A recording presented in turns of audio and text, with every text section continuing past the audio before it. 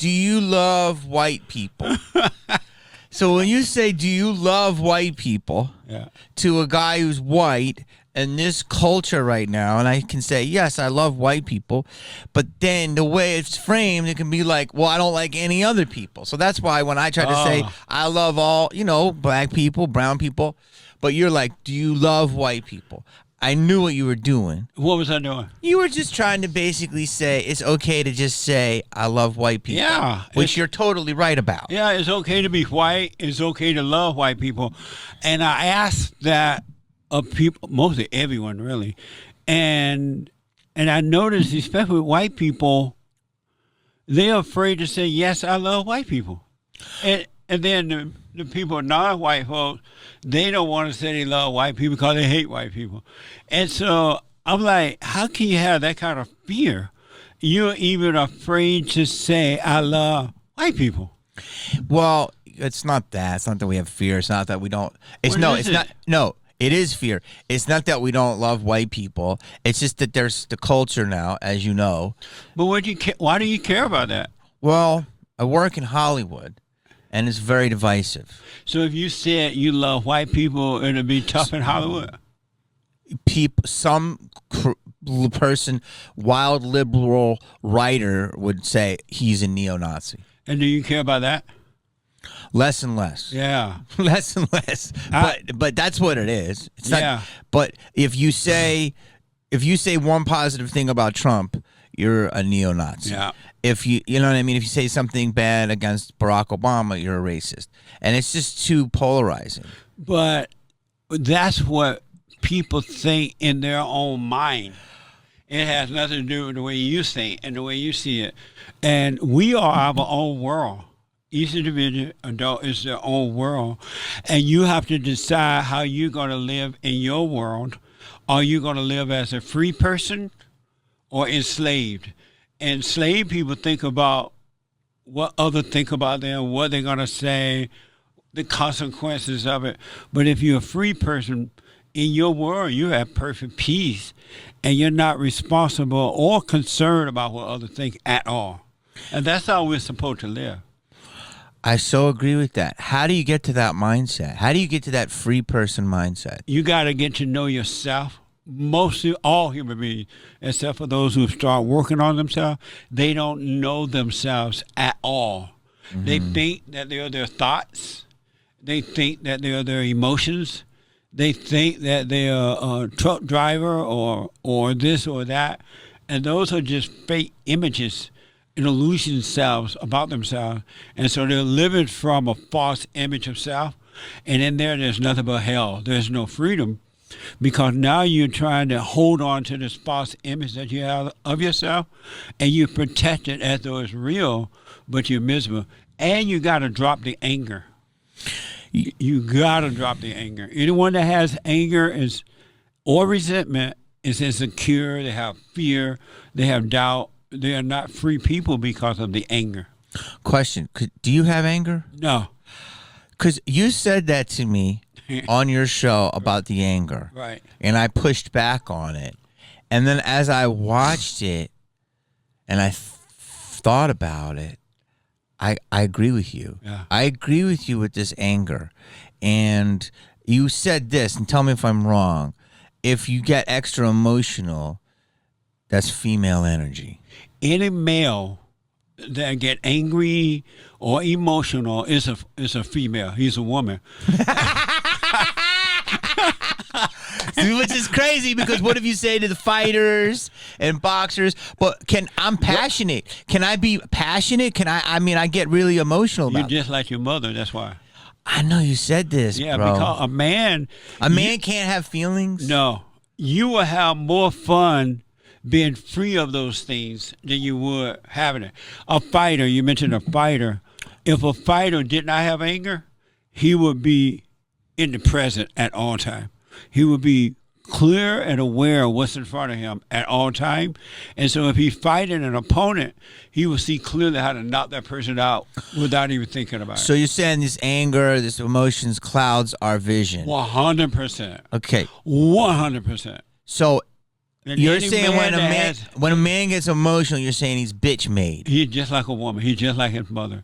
It's abnormal for men to be angry. That's why you have to overcome your mothers. All mothers. It doesn't matter how rich or how poor, whatever color, whatever parts of the world. I counsel with men and women around the world. It's the same. Any male that has anger is just like their mother. They get mad, they overreact, they gossip, they're jealous, they're envious, they worry, they have doubt, they have fear. They're just like their mothers. But what about the? Why is it only the mother? Why do you put? You said coming. You said, why is it the mother that you're blaming? Because the evil comes through the woman. Dude, come on, that's aggressive. What do you mean? You don't think men are evil? Yeah, but they have the spirit of the mother. So you're saying Jesse, think about what you're saying right now. Right. So you're saying when a man gets emotional, it's learned from a woman. He has the nature of his mother. He lost himself. As a kid, he was a boy growing up. He had the natural nature of a boy. But what happens is the mother interferes with that by imposing her will on them, either trying to control them, make them live through the way she wants them to live, or mothering them too much to get control. And the moment you become angry, this is for boys and girls. The girls are just like their mothers. That's why this cycle repeats itself. They're not themselves either. But the moment you become angry at your mother, you lose your innocence. You lose your natural self, and you become like what you hate. And so you're escaping to your imagination. Women live in their thoughts and emotions. And you escape into your imagination, and you become just like a woman. So where's the baseline reality for men, in your opinion? When they overcome their mother by forgiving them, the mothers, they did not know what they've done because their mother did it to them. Generation after generation of mothers are doing this. And when you forgive them by realizing, I can't help myself. I worry. I'm out of control. I don't want to be angry, right? Something is driving me. It's not me. I don't want to be this way. And when you realize that about yourself, it'll cause you to realize that about your mother, and then you will forgive her. Mother, I'm sorry for resenting you. I realize now you couldn't help yourself. Your mother did it to you, and the moment you see that this anger you have is wrong, you're judging, God will forgive you, and he will take away your mother's identity and give you back your father's identity, which is of God. Bro, but you know what you're saying right now? What? You're saying that men are like these perfect deities, and the women are the demons. Right, and the reason is like that. Are you saying that? Yes.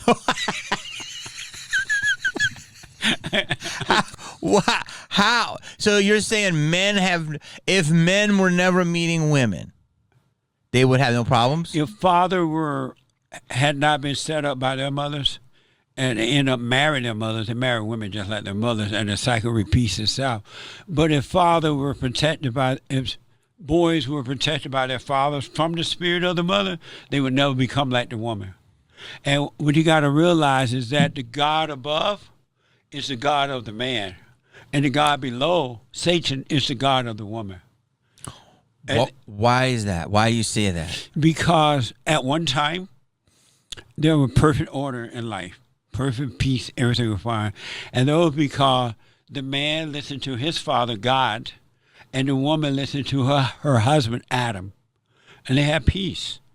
And then one day, Eve decided she needed to go to the grocery store to get some dinner, stuff prepare. And there was no grocery stores in the garden. Right, it was in the garden though. Okay. So she goes over there. Oh, there are a bunch of different trees with different fruits and stuff. And she saw Satan over there. And Satan, hey, Eve, how you doing? Oh, fine. And he's like, you still listen to that man? Oh, yeah, I love Adam. Satan had approached Adam before Eve. And the man resisted him because he had a perfect relationship with his father. He had perfect love. Nothing was missing. So he resisted the devil, right? And so the devil saw the weaker vessel, Eve, and he's like, why are you obeying that man? You could be your own woman. You can take your bra off. You can act like him. And Satan said this? Yeah. Okay. And Eve was like, no. my husband told me to stay away from you. I'm not listening. And so when she got home, she told Adam, I saw Satan down at the market today, and he was trying to get me to turn against you. And I said, no. And then, so for a while, they did fine. The woman still listened to her husband, who listened to the father, and they had perfect peace. And then she went back another time, and Satan was there again. And he was like, you still listen to that man? Why you listen to that man? Look at him. He's not even his own man. He listened to his father. Why you listen to a man that listened to his father? And he was like, yeah, you're right. I do. He does listen to his father. He's not his own man. And the moment she believed the lie that came from the serpent, the deceiver, he became her God, and she would no longer listen to her husband. Where did you get this information? And then, I'm not done yet. It gets better. Okay. And so she would no longer listen to her husband. And then she, because her heart was now evil, had no love, just hate, she kept talking to her husband. Hey, why do you listen to your father, Adam? Why don't you just be your own man? Look at me, I'm free. I know the difference between good and evil now. Because beforehand, they only knew good. They didn't know evil at all. They only knew good because God is good, right? They had God's nature. And so she's like, you could be your own man. And at first, Adam said no to it. And then after a while, she kept seducing him. She like, come on, listen to me. I'll make you a nice dinner and we'll have sex tonight. We'll have some good sex or something. And Adam listened to her and he believed the woman. And the moment he believed the woman, she became his God. And now he can no longer listen to his father. And so the woman became the man's God and Satan became the woman's God. And that's why men don't know how to deal with women. They don't know what to do with women because the woman is their God and the serpent is the woman's God, right? And they're never going to know how to deal with a woman in the right way until they forgive the mothers and return to the father. And the father will start to guide them. But that's how all that happened. Amazing. That's a lot, right? It's interesting. And it makes sense, huh? Well, if you know, am I allowed to say that? But yeah. not all of it, because is this in the Bible or is it your? It's in Genesis. The whole thing laid out in the first book of Genesis. See, the way you frame it, though, to make it more digestible to what we call general pop, is you're basically saying every woman is evil. They are. Yo, but you're never going to get your message out by saying it that way. That's not true. All those, there are people around the world who are suffering psychologically and emotionally, and they want out. They want to know how to get over that. And they hear about forgiveness, and they're like, yeah, I do resent my mother. And they go and forgive. But people resent their father, too. No, they don't. They do, Jesse. No, they don't. I disagree. I can prove it. Okay, go for it. People who resent their fathers, they resent their father with their mother's resentment. They have identified with the mother. The mother played victim. Oh, your dad was so mean to me. Your dad was an alcoholic. Your dad was this. And as a kid, because you're around her all the time, she turned you against the father, made you identify with her. So you resent the father with the mother's resentment, not your own. All children, no matter the color, race, yearn for the father. That emptiness that you have when you have everything and still something is missing is a yearning for the father. But the mother, due to her jealousy of the father because of the order of things, she doesn't want the children to love their father. Okay, so hold on. That's intense. Let me just go slow here. Okay. So you're saying that men, God was their, that's who they answered to. Yes. That was their boss, if you will. Yes. And then you're saying that women were answered to men. Yes. So that's already going to piss off all. And you were what? What? You said who? I said it was perfect. And it was, yeah, of course it was. So women are going to come back and say, of course it was, because you're controlling us. Not those women who realize they do resent their mothers. They become just like their mother. Listen, you're making some interesting points. And then you're saying the women, there's some interesting truth here, but I have to be dicey the way I do it. Okay. Is that you said women's God is the serpent. Yes. This is interesting. That's why their nature is evil. Come on, man. I can't. All women's nature is evil? Yes. No, come on. Until they overcome by forgiving their mothers, so that God, and don't ask your mother to forgive you. You apologize for resenting her. And because the reason you're suffering that you're judging, when you have anger, you judge. And when you judge, it come back on you. You're really doing it to yourself, and it makes you miserable. So you say, hey, mother, I'm sorry for resenting you. And if the mother cry, fine. If she get mad, oh, I need to be forgiving you. Or your dad, no matter what she said, I'm sorry for resenting you, and you walk away free. Leave her in her hell.